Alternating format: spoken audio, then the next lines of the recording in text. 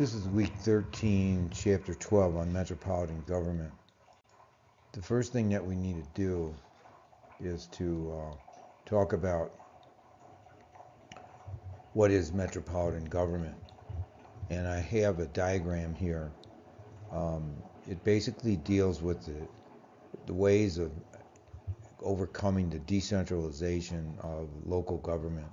Local governments, whether we're talking about cities or towns, are very, very decentralized. All of it is. And so this is a way to overcome it.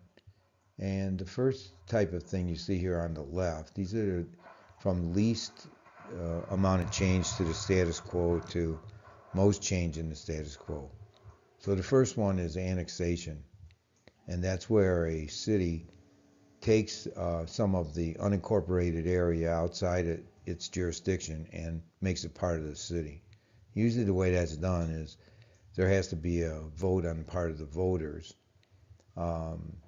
The petition is passed, and then voters decide, do you want to join up with the city or not?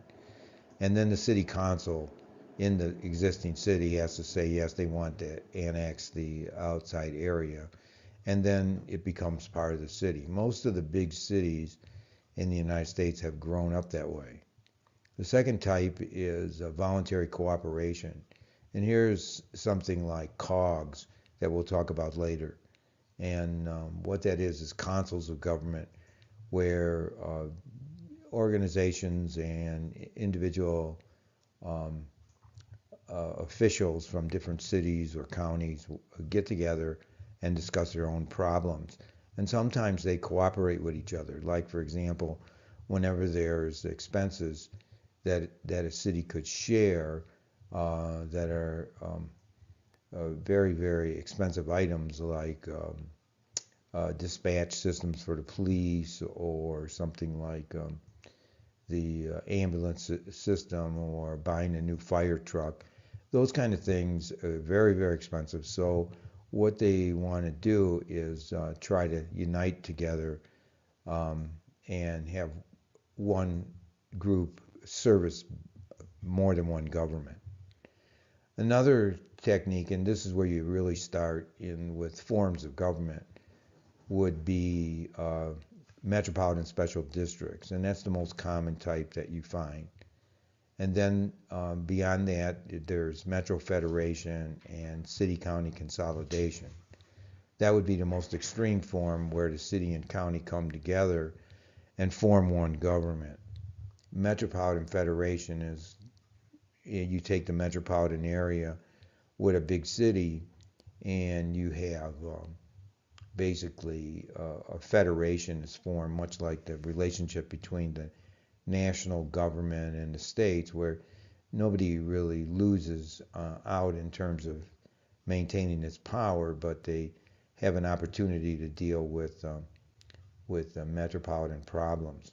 So those are the basic solutions, and you'll get a better description of it when you read it in the book. So the first question is, why is there a need for metropolitan government? As I mentioned already, the first one, the structure of local government is too decentralized.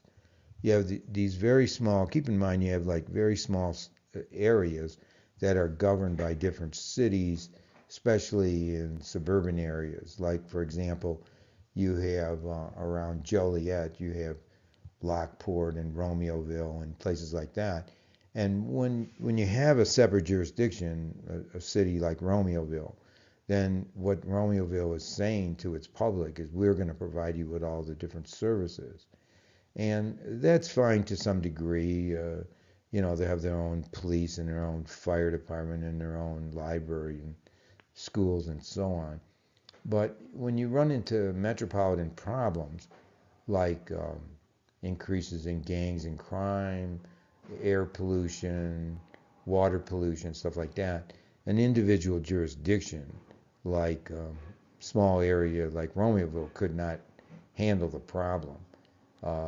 Take air pollution, they could clean up their own air and have all the best air pollution laws, but if the next jurisdiction, people next to it like Joliet or Crest Hill or someplace like that are polluting. Once the wind blows, their efforts are lost. So you need a metropolitan government or a metropolitan organization of some type to regulate the process. The second thing is that the metro is the only way to solve metropolitan problems. So if you look at any of the problems, I mentioned pollution, but traffic, recycling, you can go on and on, especially in these days it seems like a crime. Almost everything is regional in scope and nobody avoids it. So all of those reasons suggest that we need metro government. So what are special districts the best way to provide metro services? And the reason I ask the question is because metropolitan special district seems to be the only method that's really being used. There are some examples, and you can read about it in the book, of metro federation and metro city-county consolidation. But for the most part, the way metropolitan government is being dealt with in the United States is through special districts. So what are the advantages and disadvantages? Okay, so on the left here I have the advantages. It's the most acceptable form. That is, it's probably the only form that's going to get widespread acceptance from both the voters, the community, and public officials. The other forms are too radical for that. Secondly, they have all the advantages of a special district, so they can do whatever a special district can do, and it's only bigger. It's just a bigger special district is what it is. So, they can raise money, they can spend money, they can hire people, they can go through a whole variety of things that are the advantages of special districts. You can just look at what we said about special districts in other presentations or in the book. Considered the only acceptable way, and I think that that's probably pretty reasonable. It is considered to be the only acceptable way to solve metropolitan problems because it doesn't look like there's any desire to try the more radical forms. The disadvantages is they're not in the public eye, so the public isn't paying any attention to them. The media isn't paying any attention to them, whether it's regional special districts or just normal special districts. Because of both of those things, they're subject to corruption. Oftentimes you see problems like people stealing money and bad contracts and that kind of stuff. So corruption is there. And the last thing is that the public doesn't take an interest. No, it just doesn't turn people on. Actually, any kind of government where there isn't an executive seems to be a difficult situation for the public to get involved in, interested in, and knowledgeable of. Number three, what are the arguments in favor of metro government? And these are the basic ones. And you could find, you'll find these kind of things in the book under, I was trying to think of what it's called, under argument for consolidation. So consolidation is the same thing as metro government. So number one would be to reduce the cost of government. If everybody has their own library, even if it's small, it costs a lot of money because you have to hire personnel and so on. You have to buy the duplication of books and all the rest. If you got together, you could reduce the cost. I mentioned something about high cost items like ambulances and fire trucks and stuff like that. But anything could be reduced in cost if you just consolidate it. I mean, you look around someplace like Joliet and you look at all these local governments. Look at some crazy place. I don't know if anybody's from there, but if you look at a place like Crest Hill.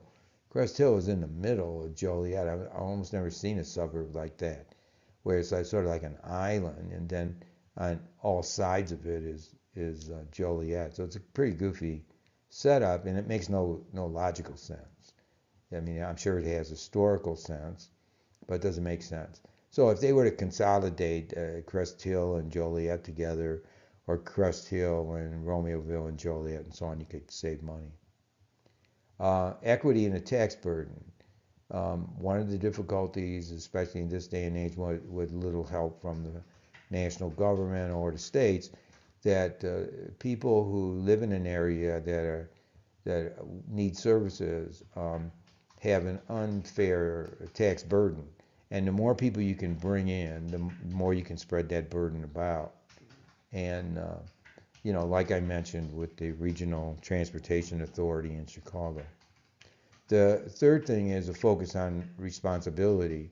If you have a regional government rather than all these decentralized governments, it's easier for the public to fix who's responsible, who's to blame, who is in charge. Another thing is enable the public services such as planning. Right now, planning is something that's very limited. It's actually limited to a geographical jurisdiction, like a city deciding where to put its parks or where to put its schools or its commercial area, that kind of thing. But to really plan like something like traffic, the only way you could really plan that is if you get the cooperation of existing jurisdictions, and that isn't likely to happen unless you have some form of metro government. And the last one is to provide metro solutions to metro problems. It's the only way. If we're going to identify certain problems as metropolitan problems, like traffic and crime and so on, you're going to have to have a metropolitan solution. Okay, the last one is what are the councils of government and how do they impact local government? So they're a form of voluntary cooperation that I showed you in the first slide. And the definition of them are voluntary organizations of county, city, and special district members. That is, public officials who are elected or appointed to these offices, county, city, special districts, and they meet together from time to time to share ideas about local problems. So that's what they are. They're kind of like a UN kind of setup where public officials get together and they talk about their problems. So what's the impact? The following. One is they enable officials to discuss problems, to realize, come to the realization, as so many of us do when we talk to other people, is that our problems are not unique. There's a tendency to think that your problems are unique, but in fact, so many others share them. And that's good for your psyche, if nothing else. Another thing, of course, is to share solutions. So you'll see, if you pay attention to these things, you'll see that municipalities will adopt from one another, especially if a solution seems to be good. Like one of the biggest problems that is faced at the local level is trying to get tax money from deadbeats. People who owe the city, like, for example, parking tickets, things like that, license fees they don't pay, and so on, that, you're always trying to figure out ways how you can get the deadbeats to pay. And one of the things that worked, like, for example, with libraries, was to have amnesties, just a certain time where you said, okay, we won't ask you to pay any fine, we'll just ask you to bring the book back. So you can get your books back that way, when the public knows that they're not going to have to pay heavy fines.